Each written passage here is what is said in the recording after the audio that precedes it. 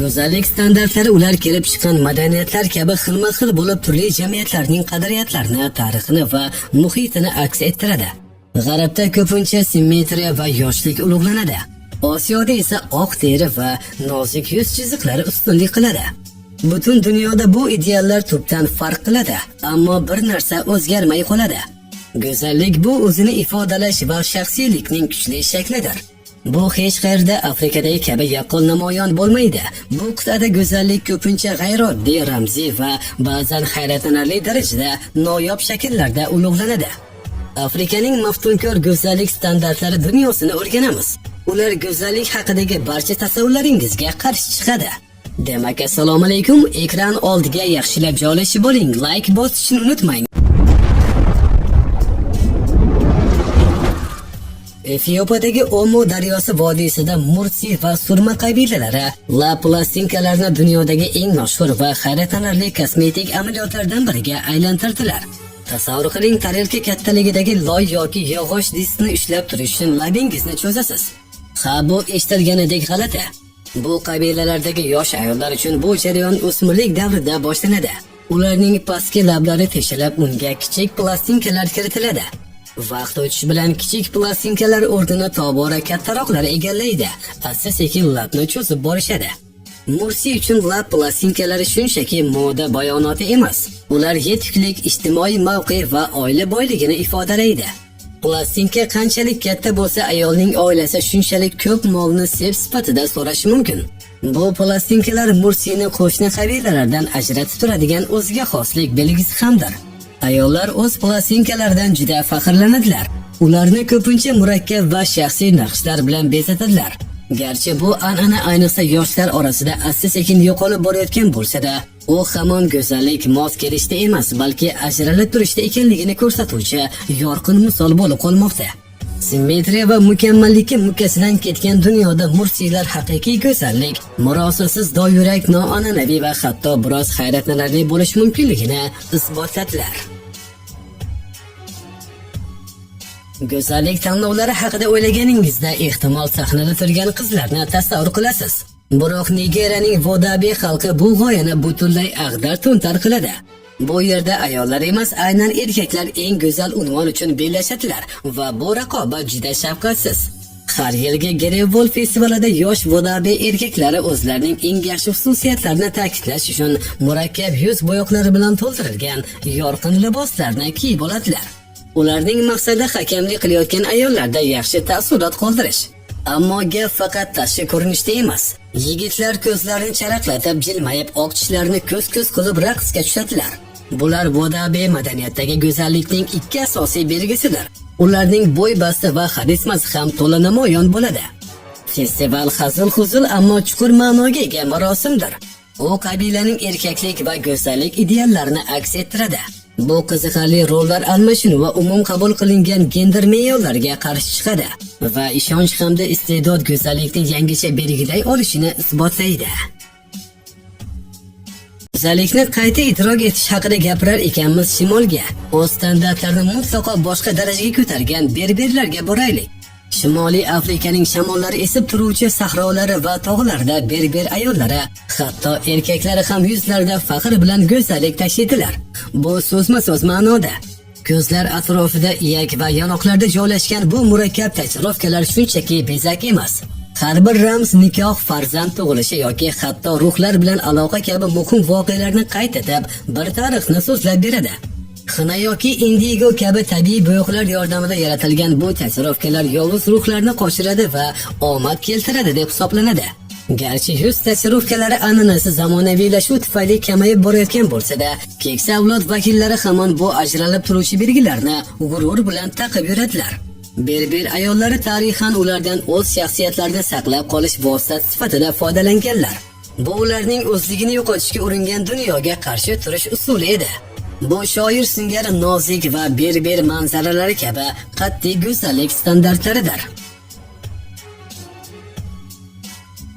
Qo'pol berber landshaftlardan endi janubga, Ruanda aholisining silliq va porloq terisini ulug'laydigan mutlaqo boshqacha estetikaga o'tamiz. Ruandadagi go'zallik so'zma-so'z ma'noda porlab turadi. Yuzning yaltiroq rangi sog'liq va hayotiy kuchning eng oliy ko'rsatkichi hisoblanadi. Bunday porlashga erishish uchun shea yoki kokos kabi moylardan foydalanish talab qilinadi. Ruandalik ayollar avloddan avlodga o'tib kelayotgan puxta teri parvarishi bilan tanilgan. Bu moylar nafaqat terini namlaydi, balki yorug'likni aks ettiruvchi yorqin yaltiroqni ham hosil qiladi. Bu farovonlik va rivojlanishning ramzidir. Eng muhimi faqat yaxshi ko'rinish emas, balki ichki salomatlik va tashqi go'zallik orasidagi aloqani e'zozlashdir. Porloqlik to'y yoki bayramlar kabi maxsus tadbirlarda ayollar an'anaviy liboslar va yorqinlikni ko'rsatuvchi bezaklar taqqanlarida yanada yorqinroq namoyon bo'ladi. Bu go'zallik amaliyoti an'analar va amaliyotni uyg'unlashtiradi. Tabiatning o'zi qanday qilib estetikaga ilhom berishni namoyish etib, tanani ulug'lash haqida gapirganda, kamdan kam qabilalar buni Efiopiyadagi Bodi kabi g'ayritabiiy tarzda qiladi. Bu yerda semiz bo'lish hashamatli hisoblanadi. Efiopiyadagi Omo daryosining olis vodiysida Bodi qabilasining go'zallik ideali zamonaviy me'yorlarga haqiqiy tahdid soladi. Bu yerda odam qanchalik yirik bo'lsa, shunchalik yaxshi. Har yili Kal festivali paytida yosh erkaklar qabilaning eng semiz erkagi unvoni uchun musobaqalashadilar. Bu unvon boylik, kuch va jamoaning faxriy ramzi hisoblanadi. Ushbu g'ayrioddiy tadbirga tayyorgarlik ko'rish oson emas. 6 oy davomida ishtirokchilar sigir qoni va sutdan iborat maxsus parhezga rioya qiladilar. Bu parhez ularga iloji boricha ko'proq vazn yig'ishga yordam beradi. Festival kuni ancha semirgan erkaklar tanalarini an'anaviy naqshlar bilan bo'yaydilar va qishloq oqsoqollari oldida yurish qiladilar. Ular nafaqat o'z hajmlarini namoyish etishlari, balki chidamlilik va qabila urf-odatlariga sodiqliklarini ko'rsatishlari kerak. Ularning o'zgarishi oilalarning qo'llab-quvvatlanishi va farovonligining, shuningdek ularning shaxsiy matonatining isboti sifatida qaraladi. Shaxsiy tashqi ko'rinishga e'tibor qaratadigan ko'plab go'zallik me'yorlaridan farqli o'laroq, bu marosim jamiyat va madaniyat o'rtasidagi bog'liqlikni ta'kidlaydi. Janubiy Afrikadagi Ndembele xalqining yorqin madaniyatida go'zallik va maqom aynan ayollarning bo'ynidagi halqalar bilan o'lchanadi. Ndembele ayollari bo'ynlariga latun yoki mis halqalar taqadilar. Bu an'ana yoshlikdan boshlanib umr bo'yi davom etadi. Yillar davomida birin-ketin taqiladigan bu halqalar bo'yinni uzaytiradi. Bunday xususiyat ularning jamoasida nafis va nafosatli hisoblanadi. Halqalar nafaqat tashqi ko'rinishni, balki ayolning oilaviy holati, boyligi va oilasining sha'nini ham ifodalaydi. Keng tarqalgan fikrga qaramay halqalar aslida bo'yinni cho'zmaydi, balki faqat omro suyaklarni siqib uzunroq bo'yin tasavvurini yaratadi. Bu halqalarning ramziyligi chuqur ildizlarga ega bo'lib, ular birlik va kuchni ifodalaydi, xuddi mahkam o'ralgan halqalar kabi. Ayollar odatda halqalarni faqat aza kabi kamdan kam hollarda yechadilar. Bu tantanali harakat Ndembele bezaklarning go'zallik va ma'no ifodalashdagi ahamiyatini ko'rsatadi. Bu bizni boshqa ajoyib an'anaga, Namibiyadagi Himba xalqining o'z merosini terisi orqali ifoda etishiga olib keladi. Go'zallik va ma'noni yetkazish uchun mo'ljallangan oq kiyim bu safar Namibiyada boshqa ajoyib tajribaga olib keladi. Bu yerda odamlar bor o'z merosini o'z terisida olib yuradi. Namibiya sahrolarida Himba xalqining go'zallik an'anasi ham hayratlanarli, ham amaliy hisoblanadi. Ayollar terisini va sochlarini aji deb ataladigan qizil pasta bilan qoplaydilar. Bu pasta sut yog'i, oxira va xushbo'y o'tlardan tayyorlanadi. U bir nechta maqsadga xizmat qiladi. Terini jazirama quyoshdan himoya qiladi, hasharotlarni cho'chitadi va ayollarga o'ziga xos qizil jiloni beradi. Bu yorqin tuz shunchaki amaliy yechim emas, balki go'zallik, unumdorlik va yer bilan bog'liqlikni kuchli madaniy ramzidir. Pastani surish kundalik marosim bo'lib, ko'pincha guruhlar tomonidan amalga oshiriladi va ayollarni birlashtiradi. Ularning soch turmaklari ham pastadan qoplangan holda muhim ahamiyatga ega bo'lib, yoshi, oilaviy ahvoli va onalik maqomiga qarab farqlanadi.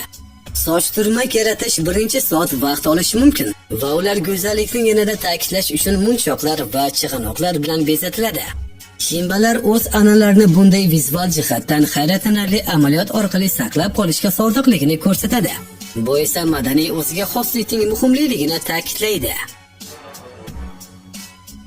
Endi keling terini o'zi bo'yash uchun matoga aylantiradigan boshqa turdagi tana san'atiga o'tamiz.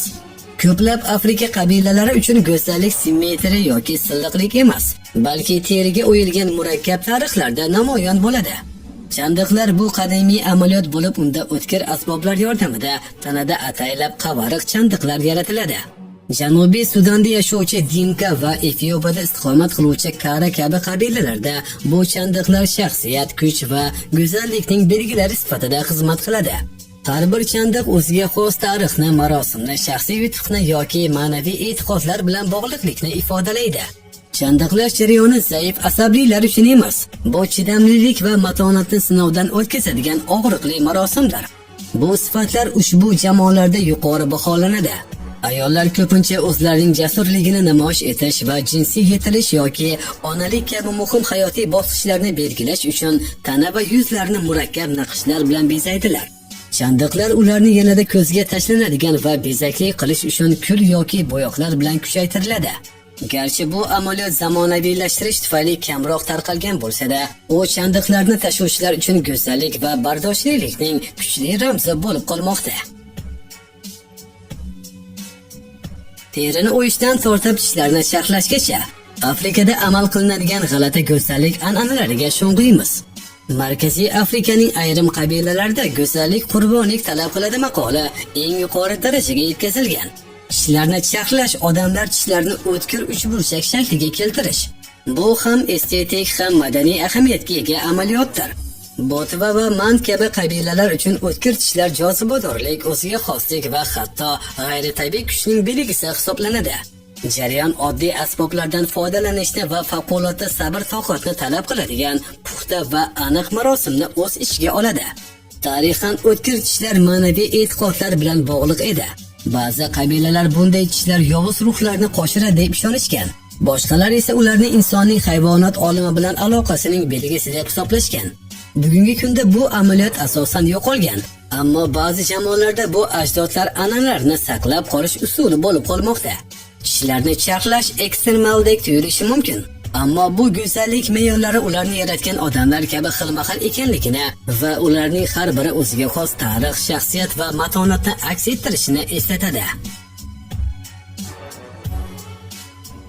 Biz Markaziy Afrika qabilalarining ustalari kabi o'tkir tabassumlar haqidagi mavzudan o'zini ifodalashning yana bir hayratlanarli shakli, xina bilan naqsh solish san'atini o'rganishga o'tamiz. Bu qadimiy san'at shakli hikoya aytish va go'zallik bilan bir xil darajada bog'liq. Shimoliy va Sharqiy Afrika bo'ylab uchraydigan naqshlar teriga, odatda ayollarning qo'l va oyoqlariga surtiladigan vaqtinchalik san'at asarlaridir. Sudan, Marokash va Somalida xina, to'ylar, diniy bayramlar va maxsus tantanalar paytida go'zallikning ajralmas qismi hisoblanadi. Naqshlar ko'pincha himoya, unumdorlik yoki quvonch kabi ramziy ma'nolarni ifodalaydi. Bu esa har bir naqshni chuqur shaxsiy qiladi. Xina surish jarayoni natija kabi go'zal. Ayollar birga to'planib bu jarayonni kulgi va hikoyalar bilan to'ldirilgan birlashtiruvchi marosimga aylantiradilar. To'q rangdagi dadil naqshlar ayolning jozibasini kuchaytiradi, uning ayolligini va an'analar bilan bog'liqligini ta'kidlaydi. Ushbu madaniy estetikaga sodiqlik bizni go'zallik terida aks ettirilmaydi, balki bu safar shakllantiriladigan joyga olib keladi. Bu yerdagi ba'zi qabilalarda murakkab soch turmagi alohida maqom, ijodkorlik va shaxsiyatning ramzi hisoblanadi. Loy va moylar kabi ingredientlardan foydalanib ayollar sochlarida baland konstruksiyalar yaratadilar. Buni yaratishga soatlar, hattoki kunlar ketishi mumkin. Soch turmaklari munchoq, chig'inoqlar va rangdor iplar bilan bezatiladi. Bu ularning kiyiladigan san'at asarlariga aylantiradi. Bu baland soch turmaklari shunchaki bezak emas. Ular ayol hayotining muhim jihatlarini, masalan, oilaviy hayot yoki mansub jamoasini aks ettiradi. Ushbu soch turmaklarini yaratish jarayoni ayollar o'rtasidagi aloqalarni mustahkamlaydigan umumiy ishdir. Madaniy o'zini ifodalash uchun sochni xol sifatida ishlatish an'anasi bizni Janubiy Sudanga olib boradi. U yerda oddiy ammo yorqin kosmetik yechim, to'q qizil lab bo'yog'i birinchi o'ringa chiqadi. Agar rolikni shu joygacha ko'rgan bo'lsangiz, kommentariyada yozib qoldiring. Sizga alohida katta rahmat. Janubiy Sudanda go'zallik yorqin ranglar bilan ifodalanadi. Qizil lab bo'yog'i Dinka va Nuer jamoalarida ayollik va g'ururning yorqin ramzi hisoblanadi. Ayollar to'y hashamlarda, bayramlarda va jamoat tadbirlarida yorqin qizil lab bo'yog'i suradi. Bu orqali kuchli bayonot berishadi. Yorqin qizil rangning to'qroq teri bilan konstransiya mahalliy aholi tomonidan hayotiy kuch va ishonch belgisi sifatida qaraladi. Qizil lab bo'yog'i shunchaki modaga ergashish emas, balki o'ziga xoslik ifodasidir. U kuzning zamonaviylik bilan aloqasini aks ettiradi. Shu bilan birga an'anaviy estetikaning chuqur ildizini saqlab qoladi. Ayollar bu dadil pardozni an'anaviy kiyimlar bilan uyg'unlashtirib, hayratlanarli vizual eski va yangilik uyg'unligini yaratadi. Bu individuallikni nishonlash va o'zini ifodalash bizni boshqa bezak turiga olib boradi. Ya'ni zarhal tishlar va g'arbiy Afrika jamoalari uchun qimmatbaho taqinchoqlar. Go'zallik. Bu yaltiroq oltin tishlar va taqinchoqlar oddiy bezaklardan ko'ra ko'proq ma'no kasb etadi. Ular Ganadagi Akan va Nigeriyadagi Yoruba kabi qabilalar orasida boylik, muvaffaqiyat va go'zallikni namoyish etuvchi maqom ramzidir. Oltin uzoq vaqtdan beri farovonlik ramzi bo'lib kelgan. Ayollar o'z go'zalliklarini ta'kidlash uchun oltin ziraklar, marjonlar va bilaguzuklar taqishadi. Ko'pincha bu xazinalarni oilaviy meros sifatida avloddan avlodga o'tkazishadi. Shu bilan birga oltin tishlar Senegal va Côte d'Ivoire kabi mamlakatlarda ajralib turadigan xususiyatga aylandi. Porloq oltin tabassum joziba va maftunkorlikning timsoli hisoblanadi. Ko'pincha an'anaviy ideallarning zamonaviy talqini sifatida namoyon bo'ladi. U bezak sifatida taqilishi yoki tishlarga qoplanishdan qat'iy nazar, oltin hayotning to'kinchiligini nishonlashni aks ettiradi. Bugun e'tiboringizga havola qilmoqchi bo'lgan qiziqarli ma'lumotlarimiz shulardan iborat edi. Video yoqqan bo'lsa like bosishni unutmang, kanalimizga albatta obuna bo'ling. Xayr, salomat bo'ling.